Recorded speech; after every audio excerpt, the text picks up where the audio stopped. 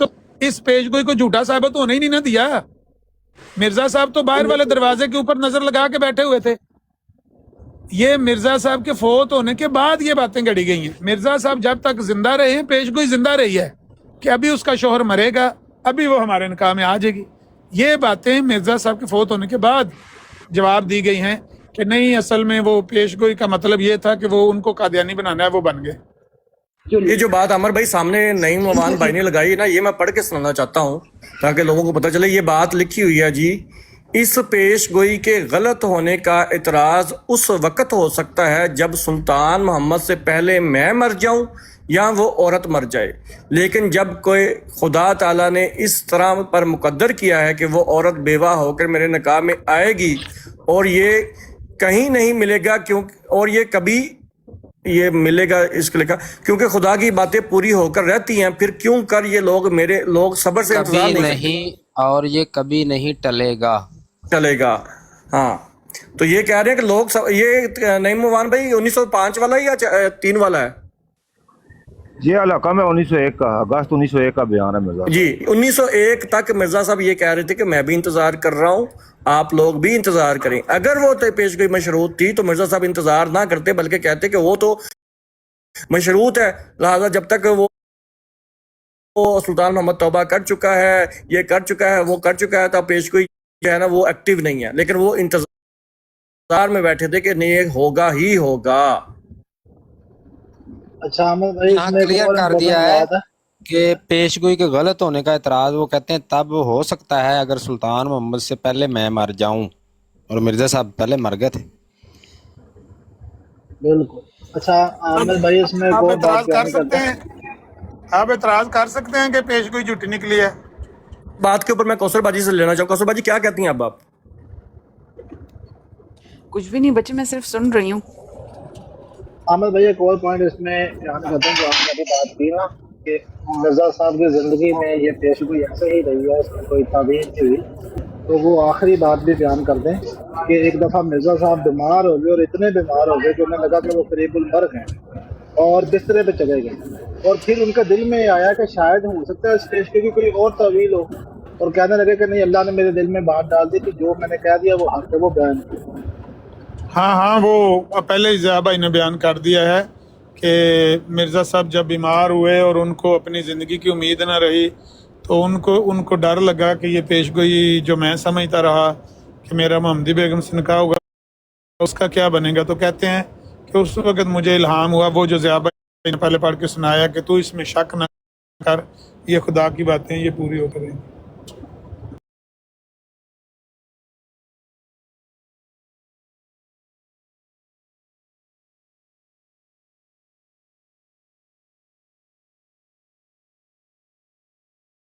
اسی اخباری الحکم کے اندر موجودہ اگر نہیں بھائی وہ لگا دیں آپ. اچھا پھر باقی بھائی یہ اتنا ہی ہے, وہ انکار نہیں ہے کسی جگہ پر مرزا صاحب کا, ان معنوں سے انکار نہیں ہے جو یہ مرزائی بیان کرتے ہیں, وہ معنی مرزا صاحب نے نہیں کیے. مرزا صاحب مرتے دم تک پورا امید رہے ہیں کہ یہ شادی ہوگی میری. ہاں جی. اچھا صفیہ باجی, میں وہاں پہ بھی لوگوں نے مرزا صاحب کی اس پیش گوئی کے اوپر سوالات کیے تھے جس کے جواب مرزا صاحب نے خود دیے ہیں, اور یہ اخبار الحکم میں چھپے تھے, اور اس کو اعتراض پنجم کے طور پر مرزا صاحب نے نقل کیا. کہتے ہیں کہ اعتراض پنجم یہ ہے کہ محمدی بیگم کو دوسرا شخص نکاح کر کے لے گیا اور وہ دوسری جگہ بیاہی گئی. یہ اعتراض کیا جاتا ہے مخالفین کی طرف سے مرزا صاحب پر. مرزا صاحب اس کا جواب خود دیتے ہیں, کہتے ہیں کہ وحی الہی میں یہ نہیں تھا کہ وہ دوسری جگہ بیاہی نہیں جائے گی, بلکہ یہ تھا کہ ضرور ہے کہ اول دوسری جگہ بیاہی جائے. سو یہ ایک پیش گوئی کا حصہ تھا کہ دوسری جگہ بیاہی جانے سے پورا ہوا, اور وعدہ یہ ہے کہ پھر وہ نکاح کے تعلق سے واپس آئے گی. سو ایسا ہی ہوگا. یہاں پہ مرزا صاحب کہتے ہیں کہ پیش گوئی میں یہ تھا کہ یہ نہیں تھا کہ وہ دوسری جگہ بیاہی نہیں جائے گی, بلکہ یہ تھا کہ ضرور دوسری جگہ بیاہی جائے گی. اب جب پہلا جو مرزا صاحب کا اشتہار تھا اس میں مرزا صاحب کہتے ہیں کہ خدا تعالیٰ کی طرف سے یہی قرار یافتہ ہے کہ وہ لڑکی اس عاجز کے نکاح میں آئے گی, خواہ پہلے ہی باکرہ ہونے کی حالت میں آ جائے اور یا خدا تعالیٰ بیوہ کر کے لے. اب یہاں دونوں آپشن تھیں. وہاں مرزا صاحب کہہ رہے ہیں کہ نہیں, پیش گوئی میں یہ تھا کہ ضرور دوسری جگہ بیاہی جائے گی پھر میرے پاس آئے گی. تو یہ مرزا صاحب کے پینترے بدلنے بھی چیک کر لیں. جیسے हालात बदलते गए, इल्हाम बदलते गए। बताने का मकसद ये था सफिया जी कि 1905 तक ये रिकॉर्ड के अंदर मौजूद है कि मिर्जा साहब इंतजार में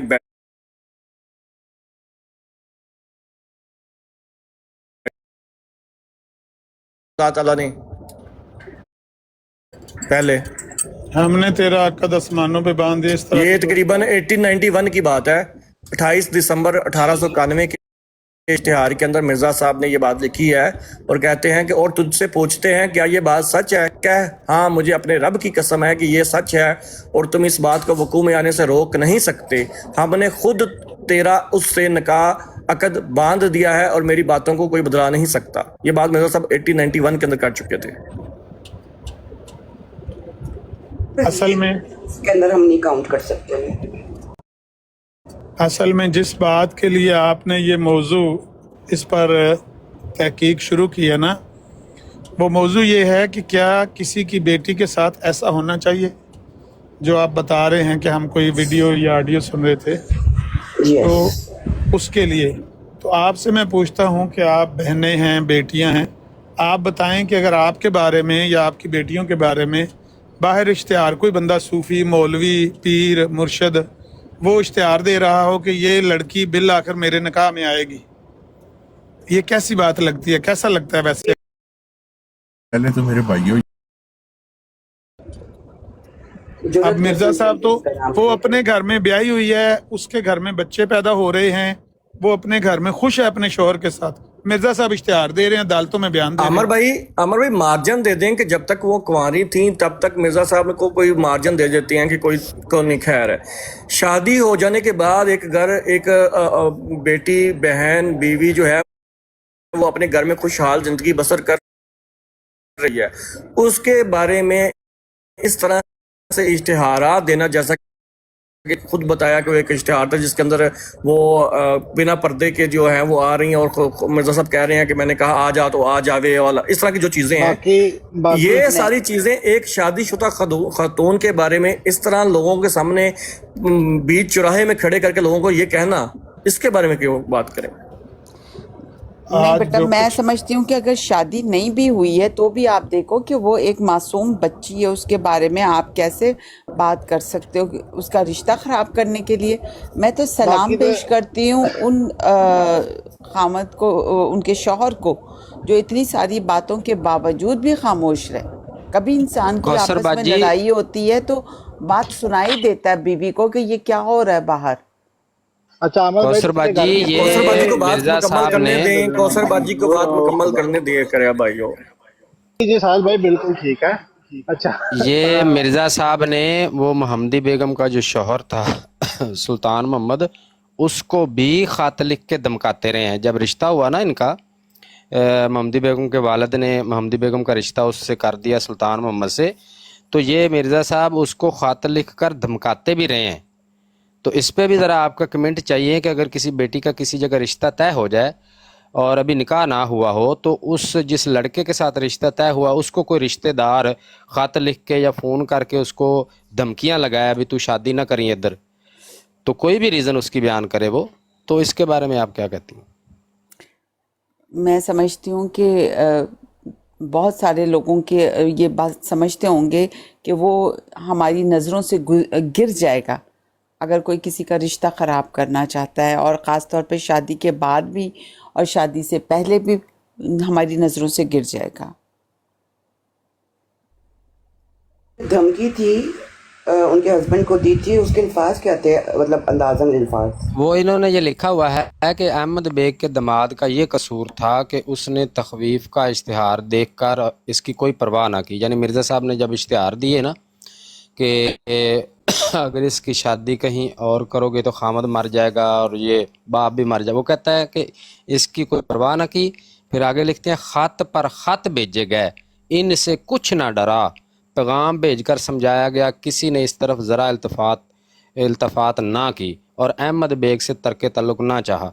यानी वो कहते हैं कि अहमद बेग सुल्तान मोहम्मद को हम ख़त पे ख़त लिख के तो डराते रहे हैं, लेकिन वो उनसे कुछ नहीं डरा और उसने अपने ये रिश्ते जो है वो नहीं तोड़ा اور کوئی بھی قطع تعلق نہیں کیا جہاں اس کا رشتہ طے ہو رہا تھا یا ہوا تھا۔ اچھا، اس ضمن میں اپنے اکابرین کا ذکر خیر ضرور کرنا چاہوں گا۔ اللہ تعالیٰ ان کے بلند درجات فرمائے، مولانا محمد حسن بٹالوی صاحب اور مولانا ثناء اللہ امرتسری صاحب۔ مولانا محمد حسن بٹالوی صاحب نے مرزا صاحب کی زندگی کے اندر، ایسا نہیں کہ جب مرزا صاحب کی ڈیتھ ہو گئی تھی اس کے بعد، نہیں، زندگی کے اندر ان کا ایک رسالہ اشاعت و سنت تھا۔ عمر بھائی اچھا بیان کرتے ہیں، میں چاہتا ہوں عمر بھائی آپ ہی کر دیں تو مہربانی ہوگی۔ عمر بھائی نہیں ہے؟ اچھا، صفیہ باجی، مرزا صاحب کی زندگی کے اندر نا مولانا محمد حسن بٹالوی صاحب تھے، ان کا رسالہ اشاعت و سنت بڑا مشہور و معروف ہے کہ اکثر وہ جماعت احمدیہ کے لوگ، جی عمر بھائی آگے ہیں، کیا سوال کر رہے تھے؟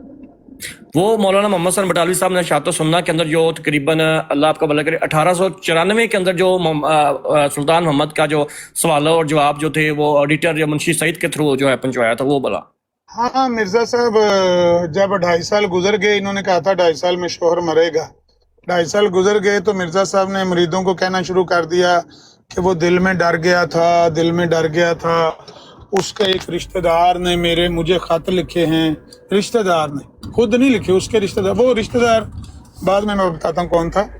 تو مرزا صاحب نے جب یہ مریدوں کو کہا کہ وہ ڈر گیا تھا، توبہ کر لی تھی، تو شیخ بٹالوی نے اپنے ایک دوست کو، محمد سعید ان کا نام تھا، وہ نقشہ نویس اس زمانے میں نقشہ بناتے، ان کو بھیجا راول پنڈی، جہاں آج کل GHQ ہے، یہاں پر چھاونی تھی اس زمانے میں، تو یہاں پر اس کی ڈیوٹی تھی سلطان بیگ کی۔ تو محمد سعید نے آ کر مل کر ان سے پوچھا کہ بھائی 2.5 سال گزر گئے ہیں، آپ کے بارے میں مرزا صاحب کی پیشگوئی تھی کہ اگر آپ پیچھے نہیں ہٹیں گے تو آپ کی موت واقع ہو جائے گی، کیا آپ ڈر گئے ہیں؟ آپ 2.5 سال گزر گئے ہیں، آپ مرے بھی نہیں ہیں، تو کیا آپ ڈر گئے تھے؟ تو سلطان بیگ نے کہا کہ میں کبھی بھی نہیں ڈرا، بالکل میں نہیں ڈرا، میں پہلے ہی جس طرح دین پر قائم تھا اسی استقامت کے ساتھ میں اپنے دین پر دائم ہوں۔ یہ بیان اس کا شیخ بٹالوی نے رسالہ اشاعت و سنت میں 1894 میں چھاپ دیا تھا کہ بھئی مرزا صاحب نہیں، کہتے یہ ہیں کہ بھی وہ ڈر گیا تھا۔ اس کے یہ بھی الفاظ تھے کہ میں مرزا صاحب کو جھوٹا اور دروغ کو جانتا ہوں۔ ہاں، میں ان کو مطلب جھوٹا سمجھتا ہوں، ان کی کسی پیشگوئی سے میں بالکل کوئی نہیں ڈرا، میں اپنے دین پر پہلے کی طرح قائم ہوں۔ تو یہ بیان بھی اس کا چھاپ دیا، لیکن پھر بھی مرزا صاحب اپنے مریدوں کو مطمئن کر لیا کرتے تھے اور کہہ دیا کرتے تھے کہ نہیں وہ دل میں ڈر گیا ہے، موت ٹل گئی ہے، یہ آخر وہ مرے بیان گا۔ مرزا سلطان بیگ کا نہیں تھا بلکہ محمد حسین بٹالوی صاحب کا تھا۔ اخبار رسالہ اشاعت و سنت میں جب چھپ جائے تو آپ نے جا کے پوچھ لینا تھا کہ بھئی یہ بیان آپ کا نہیں ہے، ان کی ہمیں طرف کیا سے تو ضرورت چھپا ہے؟ ہے۔ بہرحال مرزا سلطان بیگ کا نہیں تھا، یہ انہوں نے چیز ہم اپنی اگر طرف سے امپلیمنٹ کریں، عمر بھائی یہی چیز اگر ہم امپلیمنٹ کریں مرزا صاحب کی تحریرات کے اوپر کہ یہ سب باتیں جو چوہان صاحب کہہ رہے تھے اخبار میں، یہ سب باتیں مرزا صاحب کی اپنی ہیں، ان کا ان سے کوئی تعلق نہیں ہے، کیوں کیا چوہان صاحب کیا خیال ہے؟ نہیں، وہ اس کا اپنا تھا، جو ان کے مرید جس نے بعد میں منارت المسیح کی بنیاد رکھی تھی، جس نے مرزا صاحب کو خط لکھے تھے 2 خطوط، وہ اس کے اپنے تھے جو مرزا صاحب نے بتائے ہیں لوگوں کو کہ احمد سلطان بیگ کے رشتہ دار کے 2 خط آئے ہیں، وہ اس کے رشتہ دار کے تھے کہ مرزا صاحب نے اپنے پاس سے لکھ لیے تھے؟ جو لکھا صحیح لکھا تھا۔ ٹھیک جی، صفیہ باجی اور کوثر باجی آپ لوگ کریں مزید کوئی بات ہے؟ میں نے مس کر دیا کہ وہ عدالت سے باہر آ کے جو بات کر رہے تھے، لیکن وہ عدالت میں کیوں گئے تھے بیان لکھوانے؟ دیوار کا مقدمہ تھا، وہ بھی بات بڑی دلچسپ ہے۔ مرزا صاحب کے، ذرا غور سے سنیے بات، مرزا صاحب کے چچا زاد بھائی امام دین نظام دین 2 بھائی تھے، ان کا صحن اور مرزا صاحب کا صحن ساتھ ساتھ ہی، ظاہر چچا زاد بھائی ہیں تو دادے ایک کی دادے کی اولاد ہیں۔ وہ گئے ہیں لاہور کسی کام سے، دونوں بھائی، قادیان سے تانگے پر بیٹھ کر آپ کو بٹالے آنا پڑتا ہے، بٹالے سے ٹرین پر بیٹھ کر لاہور آنا پڑتا تھا۔ وہ جب تانگا بیٹھ کر، دونوں بھائی تانگے پر بیٹھ کر چلے گئے، انہوں نے دیکھ لیا کہ گھر میں تالا ہے، وہ دونوں بھائی لاہور چلے گئے ہیں۔ عصر کی نماز کے بعد آخری تانگا جب بٹالے سے آ گیا تو مرزا صاحب کے مریدوں نے بتایا کہ آخری تانگا آ گیا ہے بٹالے سے، اب امام دین نظام دین کل واپس آئیں گے، آج رات کو وہ واپس نہیں آ سکتے کیونکہ آخری گاڑی آ گئی ہے، آخری تانگا آ گیا ہے۔ رہ گئے ہیں جہاں وہ گئے تھے ملنے کسی کو۔ असर के बाद शाम के वक़्त मिर्ज़ा साहब ने अपने मुरीदों को हुक्म दिया, कईयां लै आवो, बेलचे लै आवो, मिट्टी लै आवो, बाले लै आवो, गांडे लै आवो, पत्थर लै आवो, सरूट लै आवो। रातों रात मिर्ज़ा साहब ने उनकी ज़मीन पर जो मुश्तरका खाता होता है चचाज़ाद भाइयों के साथ, उस पर कब्ज़ा करके मिर्ज़ा साहब ने रातों रात वहाँ पर कमरा बना लिया। ये बात कहाँ लिखी हुई है? मुफ्ती सादक की किताब है ज़िक्र हबीब, उसमें ये बात लिखी हुई है कि रातों रात वो कमरा बना लिया। अब दूसरे दिन सुबह जब वो लाहौर से आए, आके वो घर में दाखिल हुए तो उन्होंने देखा कि यहाँ पर तो हम ज़मीन छोड़ के गए थे, यहाँ पर तो मकान चढ़ा हुआ है और उस मकान के अंदर मिर्ज़ा साहब के मुरीद भी बैठे हुए हैं डंडे सोटे लेके। जाहिर है अगर वो ज़मीन अपनी पर किसी को सिर्फ मकान को देखे शायद वो गिरा दें, लेकिन मिर्ज़ा साहब के मुरीद हैं, वो दो भाई लड़ भी नहीं सकते उनके साथ। उन्होंने पता क्या किया, उन्होंने अपने सादक चूंकि मुफ्ती काज़ब था इसलिए उसकी बात नहीं हम मानेंगे। अच्छा ठीक है, आप माने ना माने, दीवार का मुकदमा हुआ इसलिए सुने आगे बात। उन्होंने ये किया कि मिर्ज़ा साहब जब घर से निकलते थे तो उनके दरवाजे के आगे से गुजर कर निकलते थे, यानी गली की तरफ जो दरवाज़ा लगा हुआ था ना, वो वहाँ जाने के लिए उनके दरवाजे के आगे से गुजरना पड़ता। उन्होंने अपने दरवाजे के आगे ऐसे दीवार कायम कर दी कि मिर्ज़ा साहब का रास्ता बंद हो गया। अब मिर्ज़ा साहब के मुरीद जो हैं वो आ नहीं सकते, दरवाज़ा गली बंद हो गई, रास्ता बंद हो गया। ये था वो दीवार का मुकदमा जो लेकर मिर्ज़ा साहब अदालत में कागजात लेकर गए और कहा कि मेरे मुरीदों का रास्ता बंद हो गया है, मेरे मुरीद मेरे घर में दाखिल होने के लिए पूरे गांव का चक्कर काट के आते हैं, और जब वो मेरे घर में आते हैं अगर बारिश हो रही हो तो सारे गांव का चक्कर काट के आए तो घर पहुंचने से पहले उनके कपड़े सारे चिकड़ो हो जाते हैं और वो मुरीद नहीं नज़र आते बल्कि ज़्यादा वो कहानी मारने वाले कुम्हार नज़र आते हैं। तो ये दीवार गिरा दें, हमारे मुरीदों का रास्ता बंद हो गया है। मिर्ज़ा साहब ने वो दीवार का मुकदमा जाके गुरदासपुर अदालत में किया, दरख्वास्त दी डिस्ट्रिक्ट सेशन जज को कि मेरे घर के आगे से वो दीवार हटा दें वरना मर जाएंगे, हमारा तो नातके बंद कर दिए इन्होंने। तो वो दीवार का मुकदमा चलता रहा, मुझे एग्जैक्टली नहीं पता 2 साल चला, साल चला, 1.5 साल चला, लेकिन वो काफ़ी देर मुकदमा चलता रहा। उसके बाद वो दीवार गिराई गई, अदालत ने उनको हुक्म दिया कि दीवार गिरा दें। वो दीवार इसलिए उन्होंने बनाई थी कि वो और तो कुछ कर नहीं सकते थे, उनके ज़मीन पर रातों रात इमाम मेहंदी साहब ने कब्जा कर लिया। उन्होंने आके देख कर हैरान रह गए कि ये चग्गा चाचे का पुत्र हमारा इमाम मेहंदी है कि हम घर नहीं थे, लाहौर गए थे अपने किसी रिश्तेदार के घर में ताज़ियत करने के लिए, वापस आए हैं तो रातों रात यहाँ पर कमरा चढ़ गया, कब्जा हो गया।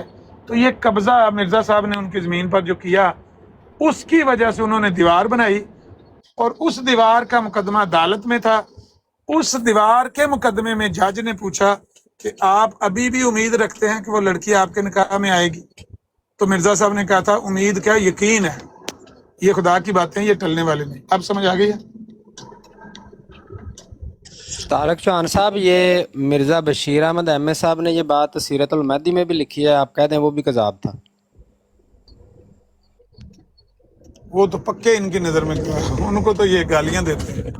तो यहाँ पे सफिया बाजी का जो सवाल था कि वो अदालत क्यों गए थे, वो सवाल उनका अदालत में जाने का पीछे पस मंजर क्या था और वहाँ पे क्या बात हुई, वो वहाँ पे सफिया बाजी को क्लियर करना था। तो मेरे ख्याल से वो हो गया। तो कौसर बाजी, आप बड़ी स्क्रीन पे हैं तो आप कुछ सवाल करना चाहती हैं सफिया बाजी, तो वो पीछे से आकुस बाग में जाना चाह रही हैं।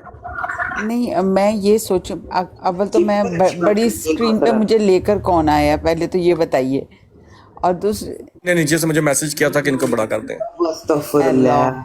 अच्छा, मेरा क्वेश्चन ये है कि जब वो कमरा बना लिया था और अदालत में चले गए थे तो उन 2 भाइयों ने क्यों नहीं बताया था कि दीवार खींचने की वजह ये है कि इन्होंने हमारी ज़मीन के ऊपर कमरा बना लिया है? हाँ, उसकी वजह मैं बताता हूँ। उसकी वजह ये होती है कि देहातों में एक होता है कड़ा, उसको बोलते हैं कड़ा। देहात जो होता है ना, देहात के अंदर चारों तरफ एक गली होती है आमतौर पर देहातों में। उस कड़े के अंदर, उस गली के अंदर अंदर जितने मकानात होते हैं ना, उनकी रजिस्ट्री और इंतकाल नहीं होता,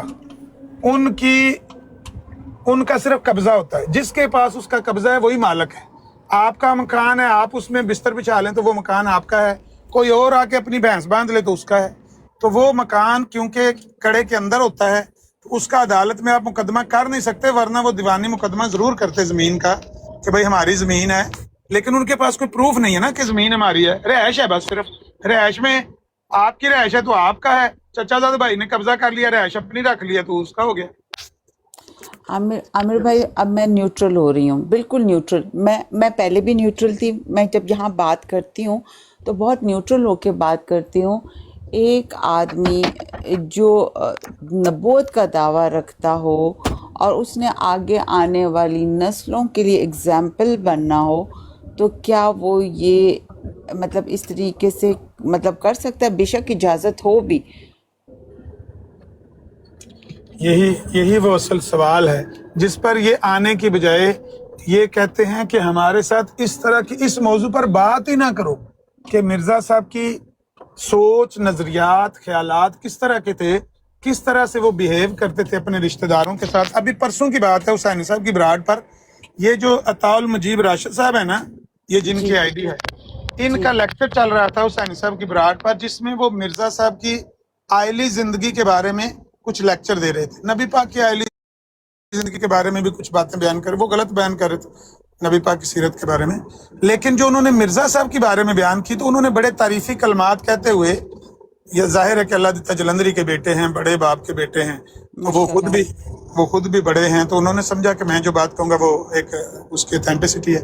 انہوں نے 2 واقعات بیان کیے مرزا صاحب کے حسن سلوک کے، کہ مرزا صاحب اپنی دوسری بیوی نصرت جہاں بیگم صاحبہ کے ساتھ اس طرح کا حسن سلوک رکھتے تھے کہ مرید کہتے تھے کہ مرزا اپنی بیوی دی بڑی گل مندا ہے۔ جو نصرت جہاں بیگم صاحبہ پہلی دفعہ ہانڈی بنانے لگیں تو وہ پتہ نہیں چاول، گڑ والے چاول تھے، صحیح نہ بنے، تو مرزا صاحب نے کھا کے کہا کہ بہت مزیدار ہیں، تو وہ تو رو رہی تھی نصرت جہاں بیگم صاحبہ کہ میرے شوہر ناراض ہو جائیں گے، کھانا صحیح نہیں بنا۔ اسی طرح کا ایک اور واقعہ انہوں نے بیان کیا کہ مرزا صاحب اپنی دوسری بیوی سے بہت حسن سلوک کرتے تھے، بہت زیادہ۔ میں نے کہا حسینی صاحب، دوسری بیوی سے حسن سلوک کے 2 واقعات بیان کیے گئے ہیں، پہلی بیوی سے حسن سلوک کا ایک واقعہ مرزا صاحب کے سارے لٹریچر سے اور مرزا صاحب کے بچوں کے سارے لٹریچر سے نکال کر دکھا دیں، مجھ سے منہ مانگا انعام لے دیں۔ حسینی صاحب کہتے ہیں ان کی پہلی بیوی سے ان کا کوئی حسن سلوک کا واقعہ ہمارے ان کے لٹریچر میں نہیں ہے۔ اب آپ خود اندازہ کریں، اللہ تعالیٰ نے قرآن میں کہا کہ آپ بیویاں کرو، 2 کرو، 3 کرو، 4 کرو، لیکن اگر تمہیں یہ ڈر ہو کہ تم ان کے ساتھ انصاف نہیں کر سکتے تو پھر ایک ہی کافی ہے۔